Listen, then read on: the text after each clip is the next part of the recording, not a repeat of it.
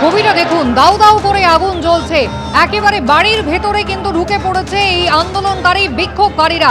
বাড়িতে লুটপাট চালানো হয়েছে, ভাঙচুর চালানো হয়েছে এবং একেবারে বাড়ির ভেতরে আগুন দিয়ে দেওয়া হয়েছে। রাস্তায় কাতারে কাতারে মানুষ, একেবারে রাত জুড়ে বাংলাদেশের বিভিন্ন প্রান্তে কিন্তু এই ছবি দেখা যাচ্ছে। অস্থির, অরাজক, নৈরাজ্যের ছবি বাংলাদেশের আনাচে কানাচে। ছতলার যে সংস্কৃতি ভবন, তার ভেতরের অংশ রীতিমতো ধ্বংসস্তূপে পরিণত হয়েছে।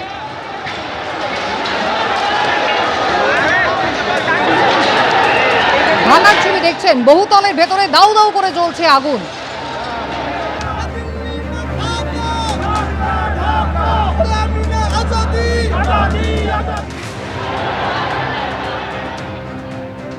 বাংলাদেশের বর্তমান পরিস্থিতি অত্যন্ত দুর্ভাগ্যজনক। কি বলেছেন শিক্ষাবিদ পবিত্র সরকার, দেখুন।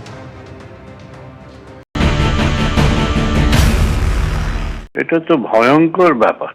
যারা এই আগ্রাসনটা করেছে তারা বোঝাই যায় যে ইসলামের একটা খুব সংকীর্ণ ধারণা নিয়ে, যে ইসলাম সঙ্গীত বিরোধী, সেই সঙ্গে সঙ্গে রবীন্দ্রনাথ সম্বন্ধে যে একটা বিদ্বেষ আছে, এই সমস্ত একটা বিকৃত মানসিকতা থেকে এটা ঘটেছে। জায়গা যেখানে সৌদি আরবিয়াতে পর্যন্ত সঙ্গীত নিষিদ্ধ নয়, সেখানে স্কুলে গান শেখানো হয়, আর দক্ষিণ পূর্ব এশিয়ার মুসলমান দেশগুলোতে গান শেখানো হয়, সেখানে বাংলাদেশ হঠাৎ এত সঙ্গীত বিরোধী কেন হয়ে উঠলো আমি ভেবে পাচ্ছি না। ফলে এইটা কেন বাংলাদেশের মানুষ ঠান্ডা মাথায় ভাবছে না যে দেশে আমার জন্ম, যে দেশকে আমি ভালোবাসি, সেই দেশের মানুষ কেন ঠান্ডা মাথায় ভাবছে না সংবাদপত্রের অফিস ছায়ানটের মতো একটা ঐতিহ্যশালী প্রতিষ্ঠান, যাদের নববর্ষের উৎসব, যাদের রবীন্দ্রসঙ্গীত সম্মেলন, এইগুলো তো সব ধ্বংস করতে চলেছে। এতে বাংলাদেশের সুনাম নষ্ট হচ্ছে এবং নিজেদের মধ্যে একটা অন্তর্ঘাত, অন্তর্দ্বন্দ্বের ব্যাপার, একটা গৃহযুদ্ধের দিকে এগিয়ে যাচ্ছে। এটা আমি ভয়ঙ্কর একটা কষ্টের মধ্যে আছি। এক নেতার মৃত্যু আর তারপরেই কিন্তু একেবারে রীতিমতো অগ্নিকাণ্ডের মতন ঘটনা ঘটে গিয়েছে গোটা বাংলাদেশ জুড়ে। তাণ্ডবের চেহারা, নৈরাজ্যের চেহারা, অশান্ত বাংলাদেশ, যেখানে একের পর এক শুধুমাত্র সংবাদ মাধ্যমের অফিস থেকে শুরু করে সাধারণ মানুষের ঘরবাড়ির ওপরে হামলা চলেছে। মুজিবুর রহমানের ঘরবাড়িতে হামলা হয়েছে এমনটা নয়।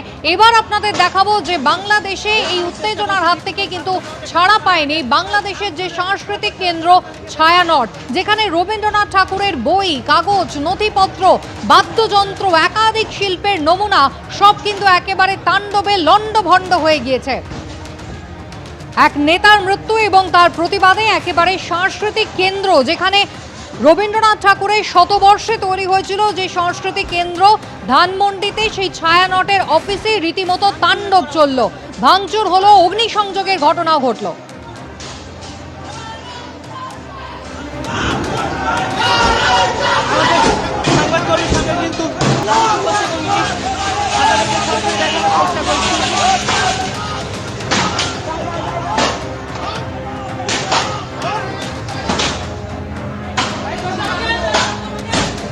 অগ্নিগর্ভ পরিস্থিতি বাংলাদেশে, আর তার আঁচ কিন্তু গিয়ে পড়লো একেবারে তাদের শিল্প সংস্কৃতি চর্চা কেন্দ্রে। ভাঙচুরের পরিচালক আপনাদেরকে দেখানোর চেষ্টা করতেছি।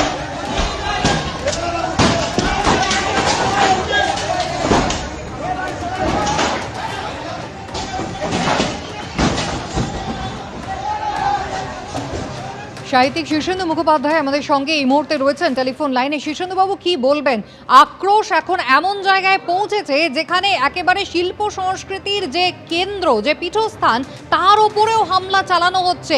একেবারে রবীন্দ্রনাথ ঠাকুরের বই, কত গুরুত্বপূর্ণ নথি, কাগজ, বহু ইতিহাসের দলিল, সেই সমস্ত জ্বালিয়ে পুড়িয়ে ছারখার করে দিয়েছে এই আন্দোলনকারীরা। অত্যন্ত দুর্ভাগ্যজনক ঘটনা, ভাবা যায় না। কেননা নিজেদের সংস্কৃতিকে যদি ধ্বংস করে দেওয়া হয় তাহলে একটা জাতি থাকে কি? শুধু পলিটিক্স নিয়ে তো একটা জাতি বাঁচে না, তো ইন্ডাস্ট্রি নিয়েও বাঁচে না। তাকে বাঁচতে হয় তার সংস্কৃতির ওপরেও। সেই নিজের সংস্কৃতি যদি নিজেরা ধ্বংস করে তাহলে তার চেয়ে দুর্ভাগ্যজনক আর কি হতে পারে? বিষয়টা যাই হোক, যেমনই কিছু হয়ে থাক, ওর একটা ঘটনা থেকে এটা উদ্ভূত হয়েছে আমি জানি, হাবির মৃত্যু। কিন্তু এর সঙ্গে সংস্কৃতির তো কোনো সম্পর্ক নেই। কাজে এটাকে ছায়ানটকে ধ্বংস করা হলো, এটা অত্যন্ত দুর্ভাগ্যজনক ঘটনা এবং দুঃখজনক ঘটনা। এর নিন্দা করার ভাষা আমার নেই, কিন্তু কি আর বলবো, একটা অন্য দেশ, তার সম্পর্কে তো আর আমাদের কোনো মন্তব্য বা আমাদের কোনো মত তো তারা গ্রাহ্য করবেন না। কিন্তু যাই হোক, বাংলাদেশ শান্ত হোক। বাংলাদেশ অশান্ত হলে আমরা উদ্বিগ্ন হই, আমাদের খারাপ লাগে। এটা আমাদের পড়শি দেশ, তারা যা করছেন সেটা ঠিক হচ্ছে বলে আমার মনে হচ্ছে না। সুতরাং আমি সকলকেই বলবো যে শান্তি বজায় রাখুন। ভাঙচুর বা কোনো কিছুকে ধ্বংস করে কিছু লাভ করা যায় না, এটি আমার বলার কথা, এটি আমার আবেদন। ধন্যবাদ।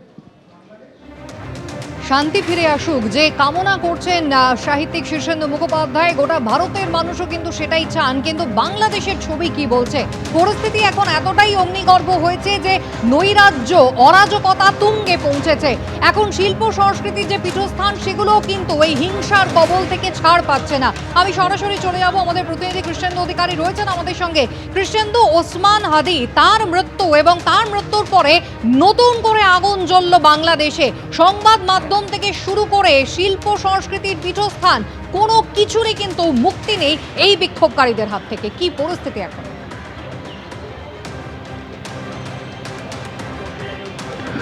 দেখো, একদম মৌলবাদী আগ্রাসন বাংলাদেশকে তছনছ করে দিচ্ছে, সেখানকার সংস্কৃতি, সেখানকার সাংস্কৃতিক প্রতিষ্ঠানগুলোকে।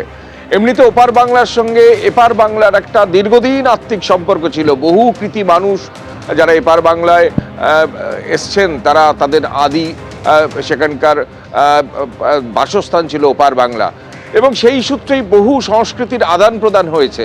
ছায়ানট সেভাবেই তৈরি হয়েছে। রবীন্দ্রনাথের জন্মশতবার্ষিকীতে 1961 সালে ছায়ানট তৈরি হয়েছে। পূর্ব পাকিস্তানে যখন রবীন্দ্রসঙ্গীত কার্যত নিষিদ্ধ ছিল পূর্ব পাকিস্তানের সময়, তা সেই সময় সেখানকার কৃতি মানুষরাই তৈরি করেছিল, এবং সেই বাড়িতে গিয়ে ধ্বংস চালানো হয়েছে গোটা রাত জুড়ে। এবং রবীন্দ্রনাথের বহু বই নষ্ট করা হয়েছে, রবীন্দ্রনাথের ছবি নষ্ট করা হয়েছে, বাদ্যযন্ত্র, সেখানকার সিসি ক্যামেরা, সেখানকার জিনিসপত্র, ফার্নিচার সমস্ত নষ্ট করে দেওয়া হয়েছে। অর্থাৎ সেখানে কোথাও রবীন্দ্রনাথের বিরুদ্ধে একটা আগ্রাসন সেখানে কাজ করেছে। এবং শুধু ভাঙচুর করা হয়েছে এমন নয়, আগুন দেওয়া হয়েছে। পরিস্থিতি এমন জায়গায় পৌঁছেছে যে ছায়ানট সংস্থা, সেই সংস্থা বন্ধ করে দেওয়া হয়েছে। শুধু তাই নয়, কাজী নজরুল ইসলাম, এ বাংলারও কৃতি কবি এবং সেখানকার জাতীয় কবি বাংলাদেশের, তার ছবি পর্যন্ত ছিঁড়ে ভেঙে তছনছ করে দেওয়া হয়েছে। অর্থাৎ এখানে কোথাও একটা সংস্কৃতিকে ভেঙে চুরমার করে দেওয়ার মানসিকতা কালকে কাজ করেছে। এবং তার আগে সে দেশের দুটি প্রথম সারির সংবাদপত্র, সংবাদ মাধ্যম, তার অফিসে গিয়ে যেভাবে ভাঙচুর চালানো হয়েছে, যেভাবে আগুন লাগানো হয়েছে, কার্যত মানে শিহরণ জাগানো ছবি।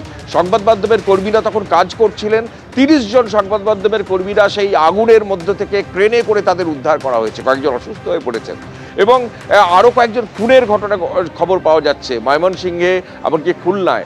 এমনকি যে শেখ উসমান যে বিন হাদি, যিনি ওই যে 21-এ যে মঞ্চ, সেই ইনকিলাব মঞ্চের যিনি আহ্বায়ক ছিলেন এবং জুলাই আন্দোলনের মূল নেতা হয়ে উঠেছিলেন, এবং তার পরিচয় সেখান থেকেই হয়েছিল। শেখ হাসিনার যে দল, আওয়ামী লীগ নিষিদ্ধ করার আন্দোলনের যিনি প্রথম সারিতে ছিলেন, তিনি গুলিবিদ্ধ হয়েছিলেন কয়েকদিন আগে। তারপর সিঙ্গাপুরে নিয়ে যাওয়া হয় হাসপাতালে, সেখানে তার কালকে রাত 10টার পর মৃত্যু হয়, এবং সেই মৃতদেহ আজকে সন্ধ্যের পর ঢাকায় আসবে। ইতিমধ্যে শাহবাগ এলাকায় প্রচুর জমায়েত শুরু হয়েছে, এবং সেই মৃতদেহ আসার পর সেই হিংসাশ্রয়ী যে দুষ্কৃতি তাণ্ডব আর কোন জায়গায় পৌঁছবে সেটা জানলে শিহরণ হতে হয়। অর্থাৎ যে বাংলাদেশে জুলাই আন্দোলনের সময় থেকে এবং তারপর থেকে, এবং শেখ হাসিনা দেশ ছাড়ার পর থেকে যে আন্দোলনের নামে হিংসাশ্রয়ী আন্দোলনের একটা চেহারা নিয়েছিল, সেই আন্দোলন আবার নতুন করে ফিরে এলো এই হাদির মৃত্যুর পর। এবং হাদির মৃতদেহ আজকেই সন্ধ্যেবেলা পৌঁছবে, এবং কালকে রাত 10টার পর যখন তার মৃত্যু সংবাদ আসে সিঙ্গাপুর হাসপাতালে, সেখানে তার মৃত্যুর খবর যখন বাংলাদেশের ঢাকা এসে পৌঁছয়, শাহবাগ এলাকা ঢাকা বিশ্ববিদ্যালয়ের কাছেই, সেখানে প্রচুর মানুষ জমায়েত করেন, এবং সেখান থেকেই আন্দোলন এবং আন্দোলনের ব্লুপ্রিন্ট তৈরি হয়। এবং সেই আন্দোলন কার্যত হিংসাশ্রয়ী।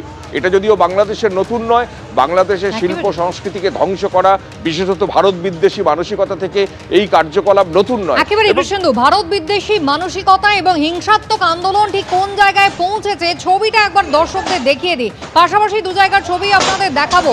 একদিকে কোথাও হাই কমিশনের অফিস, কোথাও আবার অ্যাসিস্ট্যান্ট হাই কমিশনের অফিস, তার বাইরে আগুন জ্বলেছে সারা রাত, রীতিমতো ভাঙচুর চালানো হয়েছে, লুটপাট করা হয়েছে।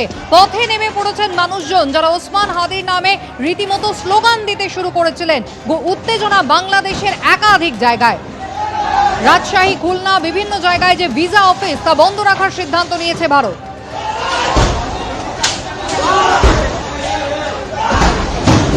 একটু ভাঙচুরে করা হচ্ছে, আপনাদেরকে সরাসরি দেখানোর চেষ্টা করছি।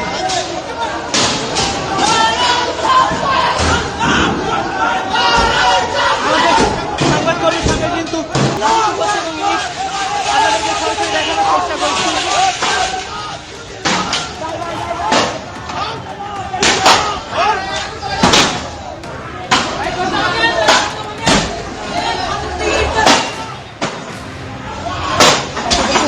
দেখানোর চেষ্টা করছি বিক্ষুব্ধ ছাত্র জনতা কিন্তু সায়নাটে ভাঙচুরে করছে। দর্শক আপনাদেরকে দেখানোর চেষ্টা করছি।